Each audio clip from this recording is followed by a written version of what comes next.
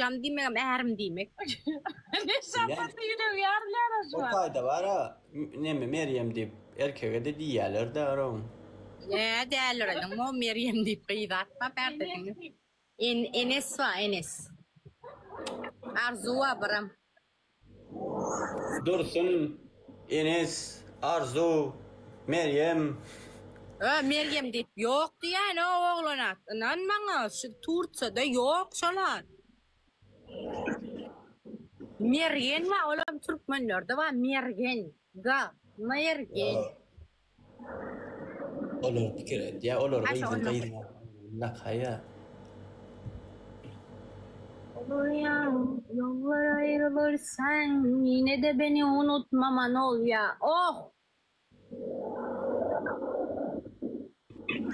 Cemal var hava. Hocam nem çünkü patpişin abi hani prasmatron kendiye. Sana de TikTok diyor ne against var. Короче, dostlar ertir Meryem'in doğumunun keni uzak yaşa. Ne yaşayan 31 mi? Hava.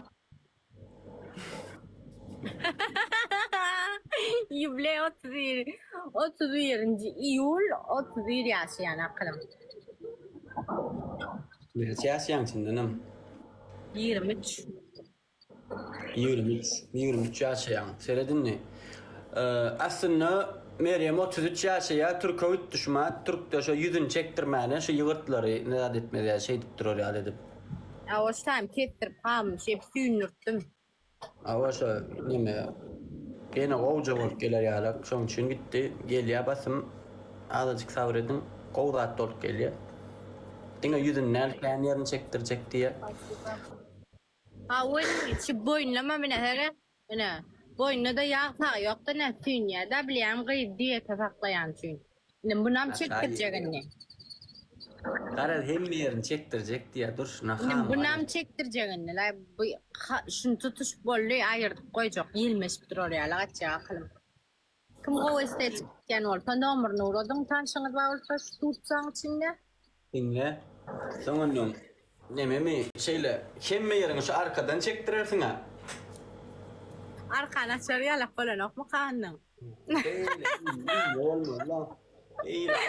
Ne mu kıynıktık yan arkadan çektirersin diye. Sittirmen lan.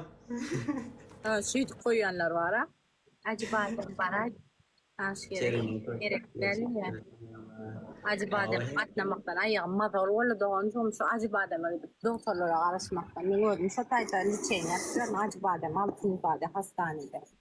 Karoç Meryem. Karoç Meryem. İyiliğinden şoförüm barır. Ön Türkmenistan'a kayıt. Vallahi haberleşer. Allah takar o seret öğündekilere ezeceğim kımmesine salam et. Çeyetine de köp salam olsun. Tenkilere de.